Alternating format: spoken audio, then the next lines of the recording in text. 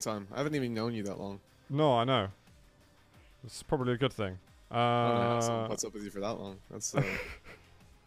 Let's do this, Mitch. Let's get into a game. Let's see what happens with our casting now. Okay, I don't know what's gonna happen.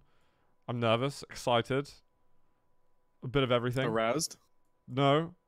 Mitch, how did I brief you beforehand? I know you're excited. I know you're very excited. Your moshes of the $12. Quick is alright, I get. It's not bad. It's not bad at all. Cheers, moshes, for the $12. Alright, we're already we're gonna get to that 500 cap soon. I feel it. Feel it in my fingers.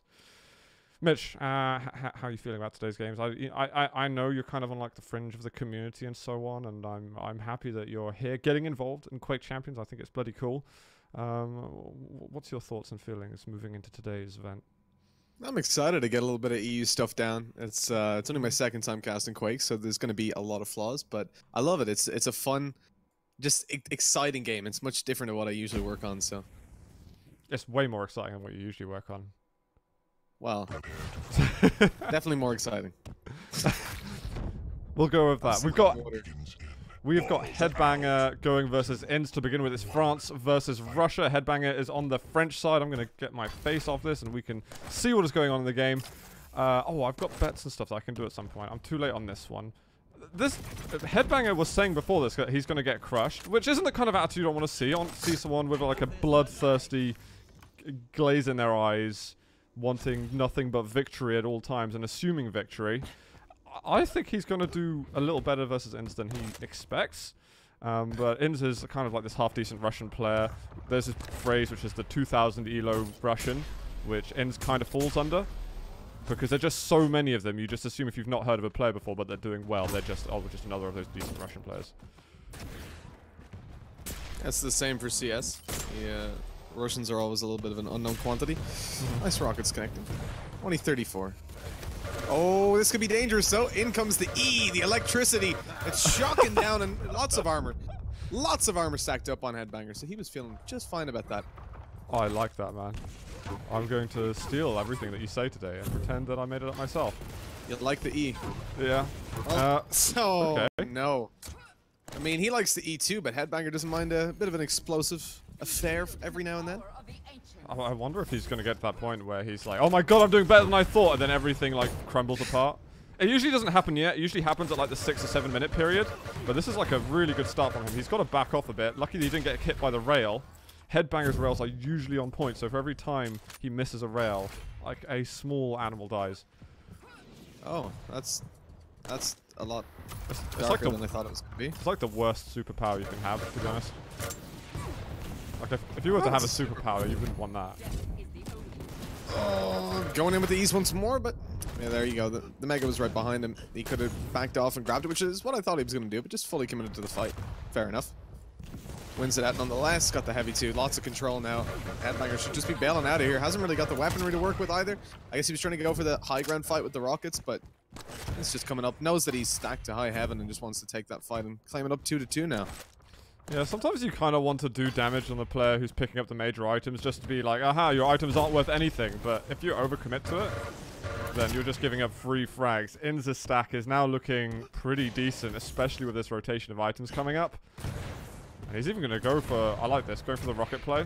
But he shouldn't overcommit because he's got a major item behind him. Now he can do whatever the hell he likes. He's king of the land. Yeah, he's got all the control here. I mean, at this point, if I'm Headbang3r, I'm trying to get out of here, trying to gain a couple of the small stacks, get your health back up. Like, it's like a one hit by anything. Easy peasy. Just one rocket and a tiny breath is all that's needed to tick him over. And the problem with this really is that there's just so much control now for Ince. He's got the items well in his cycle. He's going to easily be able to get over to the heavy, and even if he does have to fight for it, he's massively advantaged coming into the fight. Or he was. Headbang3r was hitting the shots for a second. And now Ince is super low. Has to give up control here. This is good. Really, really like that from Headbang. He knows the item's up, but he wants to get himself a clean kill. Don't think Ince was expecting that. And there's going to be Mega in 10 seconds. He can just hover around it. Actually, getting the connected position wouldn't be bad, but it's already been taken by Ince. And now they've traded places. He's going to lose out on the Mega health. But Ince commits really hard, but that's a huge, huge shame. Headbang, I think he lost confidence in his timing and ended up just emptying his pockets. And again, it's just going to be Ince with the control, 5-3 in the lead. I mean, you don't want to be giving that player so much control, so much room to work with, but that rocket's really nice. It kind of puts it down to an even battlefield again. Headbanger going to be able to contest now when the Mega comes up. He has been heard, though. Ince is trying to get over there, land a couple rockets. Oh, really nice rail, though. That sets everything over in his favor. 2 seconds left. He can get over here to fight for this, and a great rocket. Claim control of the Mega. And now things are looking a lot better for him. The 5-4, he's only one behind. He's got a lot of control. He can fight for the heavy. And comes in with an advantage. If he's hitting these rockets, it'll be a very easy fight. No! He's gonna land another one, though! Why the bloody rail? I'm terribly sorry to... rails are questionable. Yeah, I'm terribly sorry to interrupt you, but why the goddamn rail? You've got the lightning gun. You've done so much damage to your opponent. Just a little flick of that beam. A bit of the E, as you might say, or whatever you say. I'm still getting used to that. Bit of E. Bit of E never hurts anybody. A bit of electricity. But I think the weapons. Oh, we gotta watch out here. That's gonna be an overcommitment from Ince. He's oh my god, okay. He's ready for that jump through the teleporter. Hits it straight away. I thought he was gonna be taken down there because Headbanger had the fight going his way. At least follows it up with one. But still 8-5. I mean, Ince has everything to work with, right? He can lose these fights 1-for-1s, no problem if he gets hunted down directly afterwards, because he's got the lead. And you see Headbanger gaining the control over the stacks, and although he's got the heavy, he's got to be super careful. He's losing the E fight. And one rocket, all that's needed. Oh, a little bit indecisive, maybe.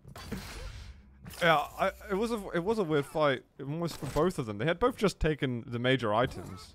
But Ince is like ready to throw away his lead just as just as fast as he's ready to take the lead. He's making life very difficult for himself just because he seems to want to fight a lot. But, you know, Quake is very conducive to that mentality because you just want to shoot people. Those are some really sick rockets. Oh, there we go. I said he can rail, and he's railing. Rail to the kneecaps. But this is what we wanted to see, right? Headbanger now has a little bit more control. He's just picked up the Mega, but that puts them to, I mean, a very, very close stance, all things considered. I want to see Headbanger picking up the heavy because realistically, if he doesn't, like when you go into a fight now, they're on even footing pretty much straight away. He's gone over for the heavy. Still a little bit of time left, so the fight's going to ensue. 53 health up, but the rocket high ground, that's going to work pretty well for Ince. Even though he's low, he's able to land one after another. Headbanger doesn't commit to this. Maybe he doesn't have a read on his opponent's stack there. Doesn't want to take the fight. This is where if he had 2 rockets, he had no LG left. He's starting to get that back. The rockets have just been taken.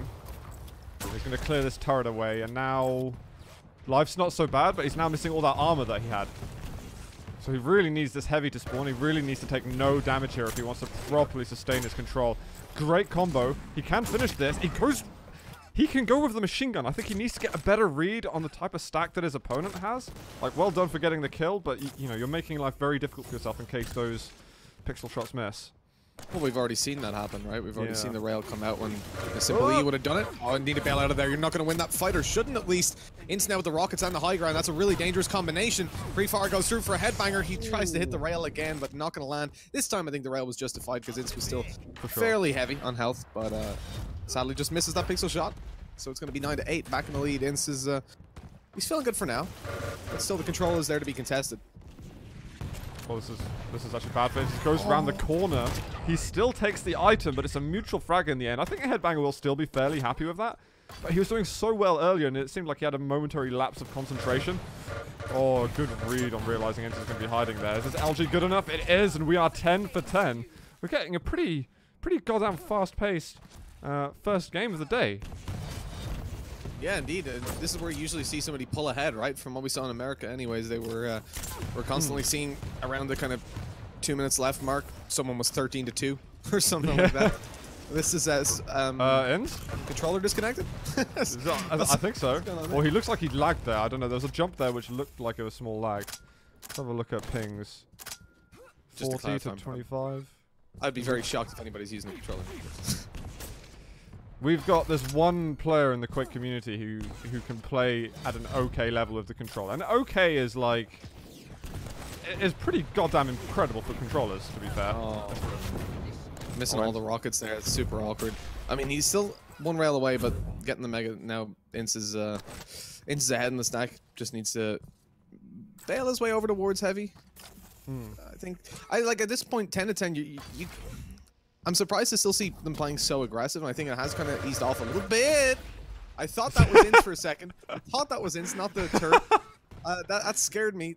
I was like, why is he standing still? What's going on? It scared me as well. I mean, you scared me. I think this is now the point that we do get them slowing down a little bit. They've had this whole back and forth for 8 minutes or so. Now, like the last minute, I think they've been a bit more shy and respectful of each other. But it's opening shots like that make it scary. It's going to push through. Oh, the combo there with the totem. Inns suffers a huge wound. But even with the heavy picked up by Inns, he's not really that far ahead. He's got 50 armor. There is LG ready for him, but it's still a couple of seconds until this mega spawns. It's going to get taken. There is a totem that can be put down, but the rocket is going to end his life. Now there's 30 seconds to recover.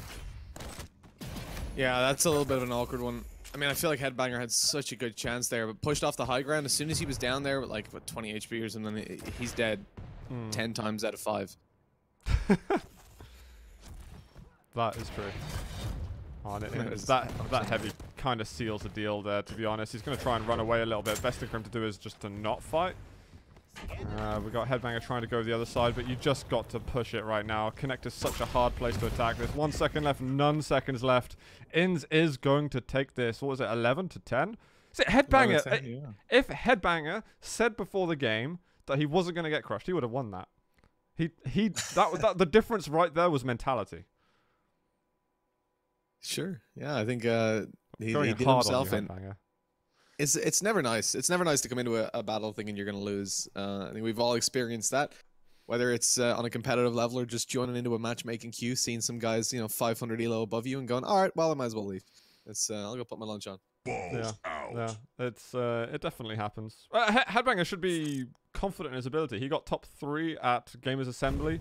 It was a French tournament, but it was a decent performance for him. And maybe he just sees Inns as someone who's achieved a lot. Inns has decent results way back, but it's been a while since he's done anything that notable, I'd say. And I'm not trying to go like hard on the players. I feel like I'm just being an ass to both of these guys. But Inns is kind of like warming back into the scene.